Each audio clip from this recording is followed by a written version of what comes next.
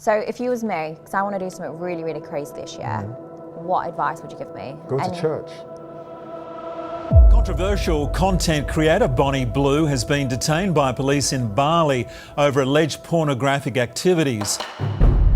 What started as a schoolie stunt just turned into one of the wildest international scandals of the year. British creator Bonnie Blue, the woman known for claiming to sleep with 1,057 men in 12 hours, has just been arrested in Bali, blacklisted from the entire country, and is now being deported with a 10-year ban. This isn't just another influencer controversy. This story reached the highest levels of Bali's police force and immigration offices, turning what Bonnie thought would be another viral content trip into a full-scale legal and cultural disaster, her BangBus tour. The studio raid, the 14 Australian men detained, the police saying they found sexual content, immigration saying she lied about her visa, and Bonnie herself showing up to court laughing and making explicit comments. Every new detail that came out made the situation look worse, and the pace of the updates made it feel like the story was unfolding in real time. This story has snowballed so fast that even Indonesian officials are calling it one of the worst tourism scandals they've dealt with. Bali already struggles with influencers breaking rules, disrespecting culture, staging dangerous stunts, and turning spiritual locations into backdrops for viral videos.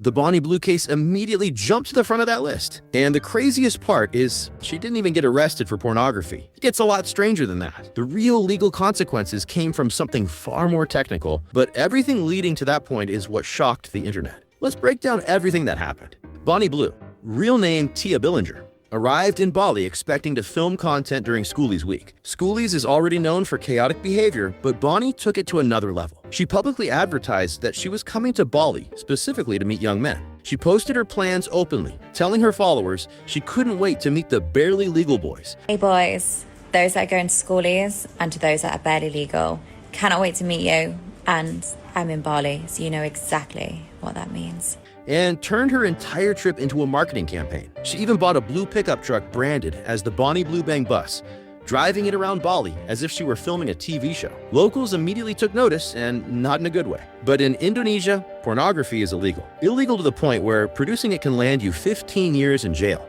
and fines of up to 6 billion Indonesian rupiahs, which is around $541,000 or 270,000 pounds. Indonesia's pornography laws are strict, heavily enforced, and deeply tied to cultural and religious values. Foreigners have been arrested in the past for far less suggestive behavior. So when Bonnie began hinting at filming sexual content in a conservative country, complaints started pouring into local police stations almost immediately. So when Bali police received a tip about a studio north of Seminyak, where Bonnie and a group of foreign men were allegedly filming obscene videos, they raided the property immediately. Bali officials do not ignore public complaints, especially when tourism reputation is on the line. Once authorities believed a foreigner might be producing explicit content, they had no choice but to act fast before anything could be uploaded or distributed online.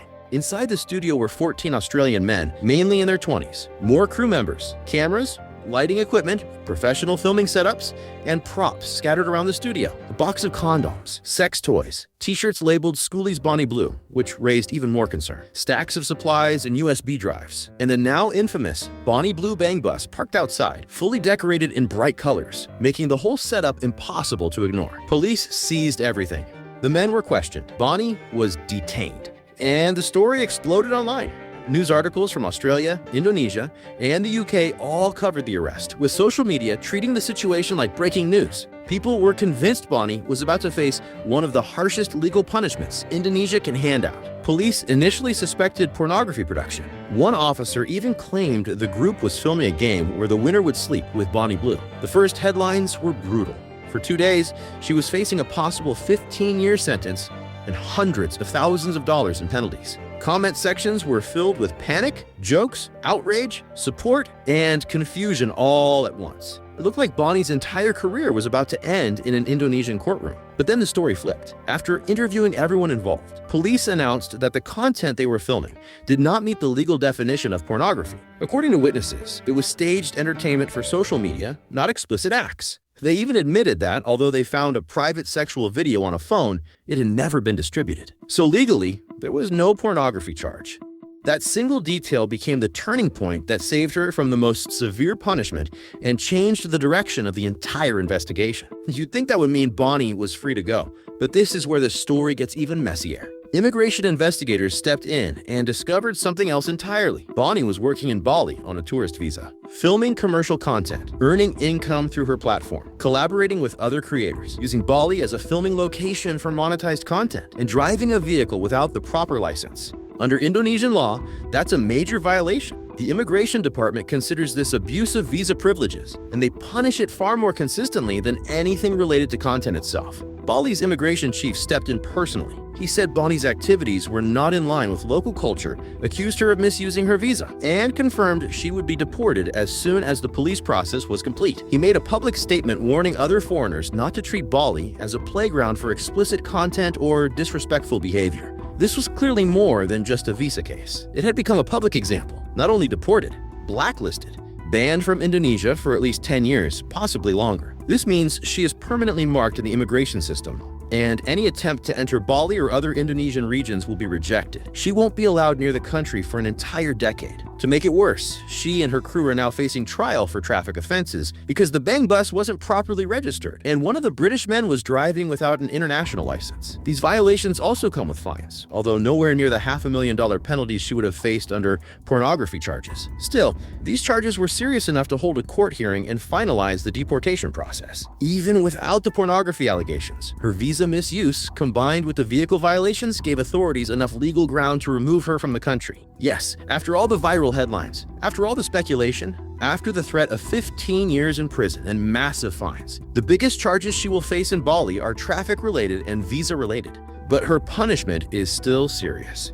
Deportation, blacklisting, 10-year ban, heavy visa penalties, mandatory fines tied to the traffic case, and misuse of her visa. And worst of all, a permanent note in Indonesia's immigration system that marks her as a high-risk visitor. But that's not the part that outraged Indonesians. Locals reported her because they said she was disrespecting the culture, bringing explicit content into a deeply religious country, and using Bali as a backdrop for her sexual challenges. One resident interviewed by media said the community was shocked by her schoolie stunt, claiming pornography is illegal here. We don't want Bonnie Blue's gangbang from Bali going around the world. For Bali residents, this wasn't just about rules. It was about respect. Meanwhile, Bonnie didn't seem concerned. A footage from outside immigration showed her smiling, joking, walking in wearing a bright green outfit, and even making explicit comments to the press. To the Indonesian authorities, this only made the situation worse. They saw it as disrespectful and dismissive during a serious investigation. She wasn't just accused of breaking visa rules. She was accused of disrespecting the entire island. Her passport was seized. She was detained multiple times. Her crew was interrogated. Their BangBus was confiscated. And by Thursday, officials had made their final decision. Bonnie Blue is being deported, blacklisted, and banned from Indonesia for a decade, and she is not welcome back. This is not the first time she has been kicked out of a country for her stunts. Last year, Australia revoked her visa after she publicly announced her plan to create content with young men during Schoolies Week. Critics at the time accused her of predatory behavior, especially because many of the men she targets are barely 18. Her reputation for pushing boundaries has followed her globally. So now, with Indonesia joining the list, the internet is divided.